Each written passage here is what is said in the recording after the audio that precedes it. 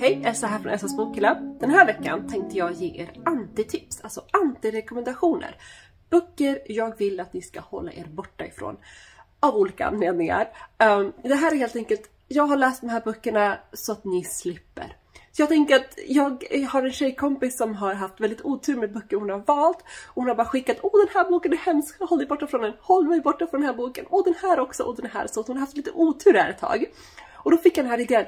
Ja, det här är ju hon gör mig jättetjänst genom att varna mig för vissa böcker. Så jag tänkte att jag skulle samla några böcker där jag vill varna er. Vi kör igång. Okej, första boken jag vill prata om är en bok som jag tror inte ni är förvånade, för jag har tjatat och rantat om den här boken ganska mycket.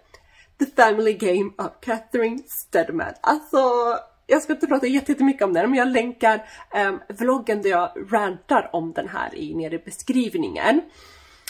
Och det är så här, det här får vi följa med en kvinna. Hon har ett mörkt förflutet. Hon blir dödkär i en man som då är old school pengar. Liksom. Hans familj är äckligt rik och har makt. För med pengar kommer makt.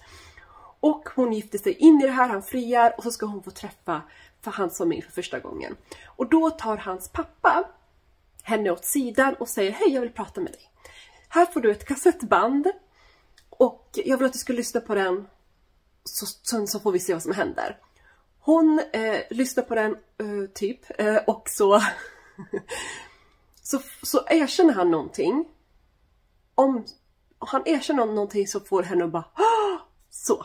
Det är typ premissen i den här. Och det här är, jag skulle varna för att det här är den mest, jag har inga problem med böcker som inte, alltså logiska. Vissa delar kan vara lite, inte lika trovärdiga, jag är okej med det. Men precis allt med den här boken var inte trovärdig. Jag kunde inte lita och förstå någonting när det kommer till den här boken.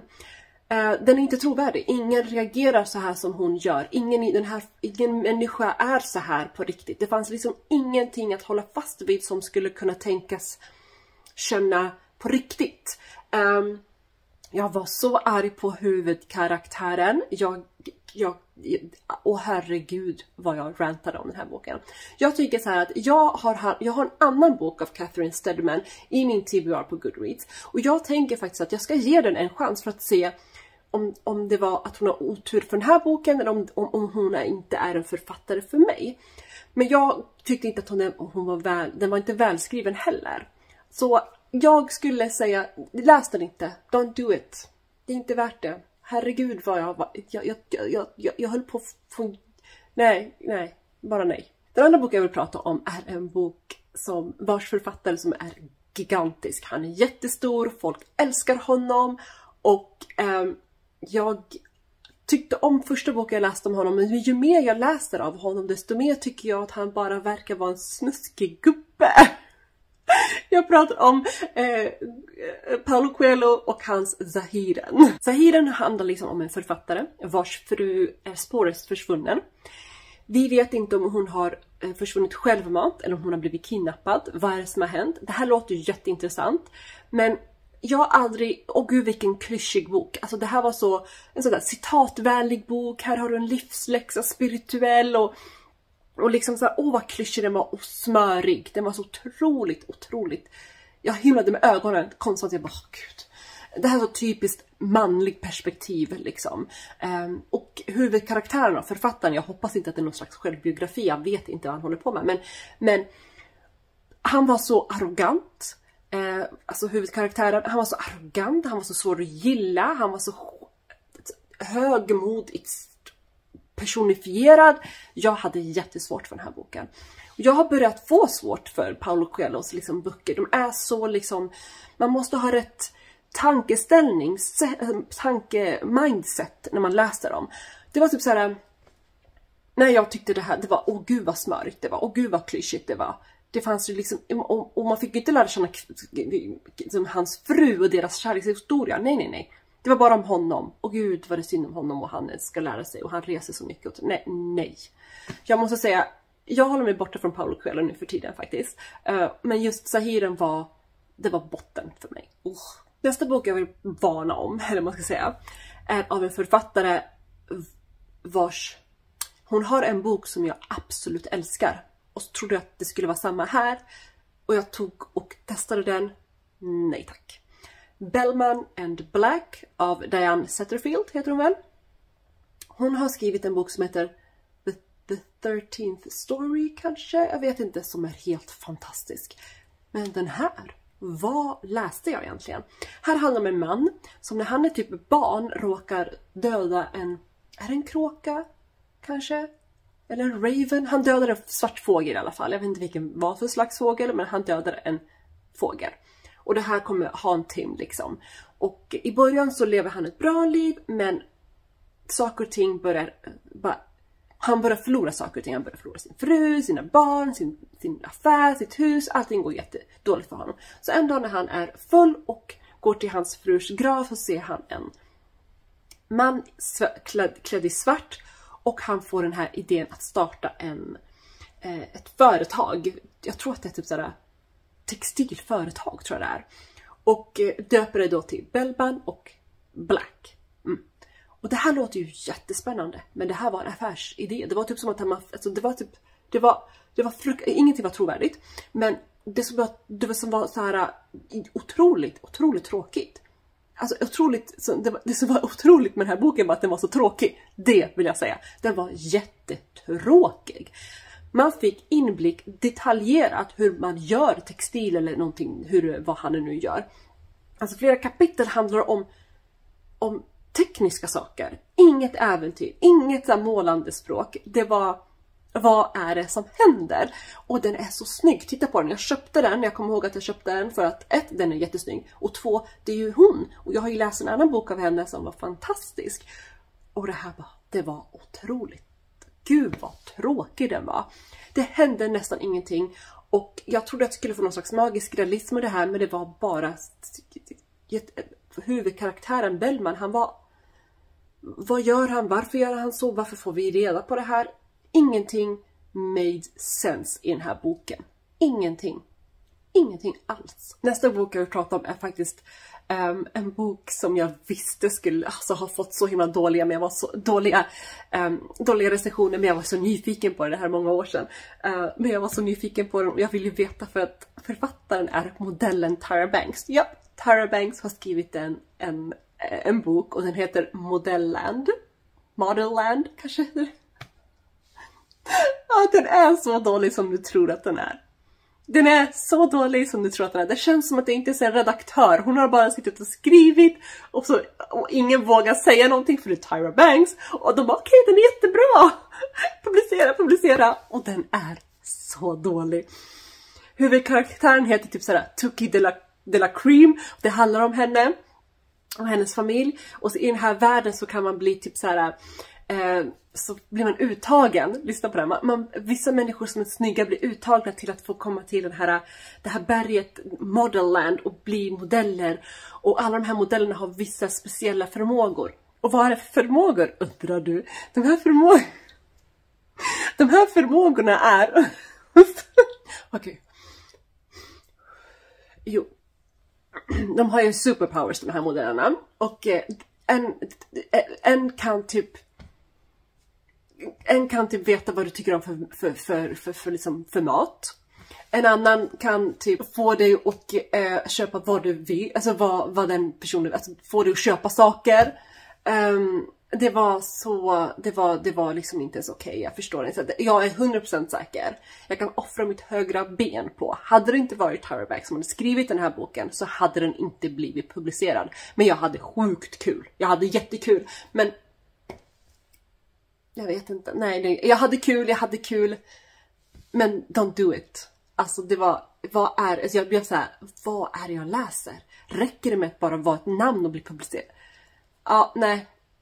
Jag vill prata om Beautiful Disaster av Jamie Maguire, tror jag den heter. Och den här vill jag prata om av 2 anledningar.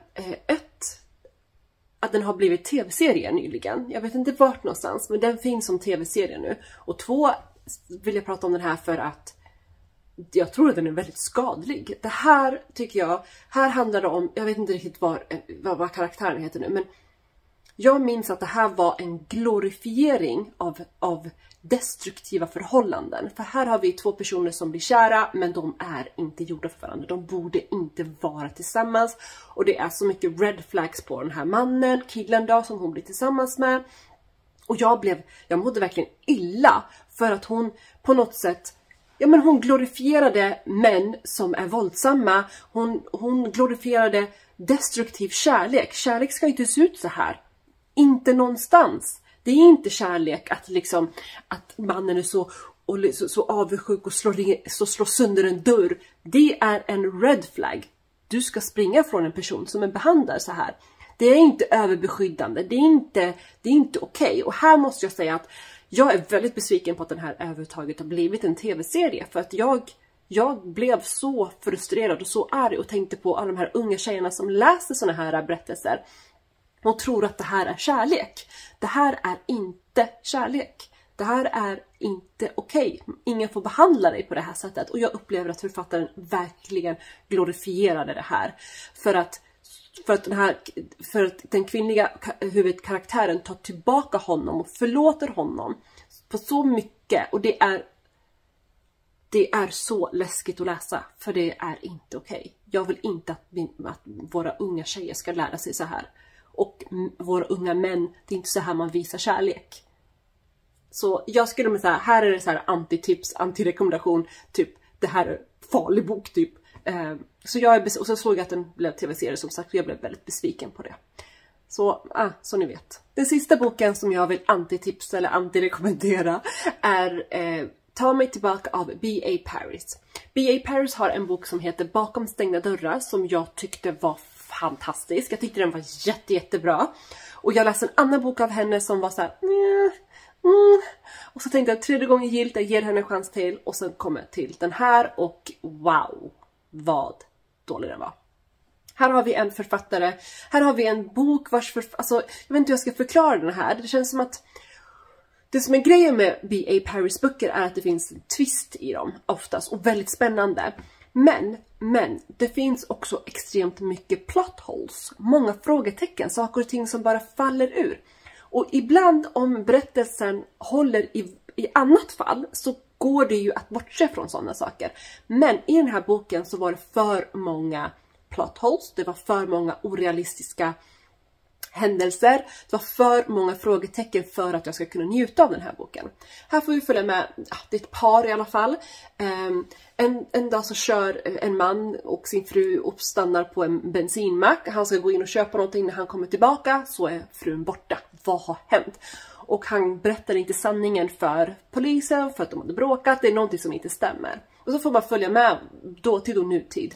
Otroligt rörig bok. Det känns som att författaren har en twist i sitt huvud. Jag vill beskriva en bok där twisten är så här. Och så bygger hon kring berättelsen kring det här och försöker pussla ihop det. För att twisten ska gå igenom. Inte att få berättelsen att nå till twisten, om ni förstår vad jag menar. Det var så rörigt. Och den var inte genomtänkt. Det var liksom så här, tänk dig alla författare som sitter där och skriver och har genomtänkta berättelser. Det märks att wow, nu har du tänkt till. Jättebra som så här ledtrådar. Otroligt bra. Paris gör inte det i den här boken. Inte alls genomtänkt. Det är bara huller och buller och karaktärerna var inte trovärdiga. Jag sympatiserade inte med någon av dem. Det var sån besvikelse. Om du är nyfiken på Paris så tycker jag du ska läsa hennes Bakom stängda dörrar. Det finns plot holes. Den är inte jättetrovärdig, men den är spännande och det känns som att hon försöker i alla fall. Hon har tänkt ut någonting. Inte på att ta mig tillbaka. Inte där alls. Så, en del böcker som jag faktiskt inte tycker är värda att läsa. Jag måste vara ärlig, av olika anledningar som ni såg. En var livsfarlig tycker jag. Inte genomtänkt och bara dålig och nej. Det finns olika anledningar till varför man inte ska läsa vissa böcker. Och ibland så kanske det är bra att hoppa över vissa böcker. Och jag tycker att ni kan hoppa över de här jag har pratat om. Men såklart är jag nyfiken. Har ni läst någon av de här? Är ni nyfikna på någon av de här? Vad tycker ni? Håller ni med mig eller är jag för hård? Prata med mig i kommentarsfältet så hörs vi där. Vi syns nästa vecka. Ha det så bra. Hej då!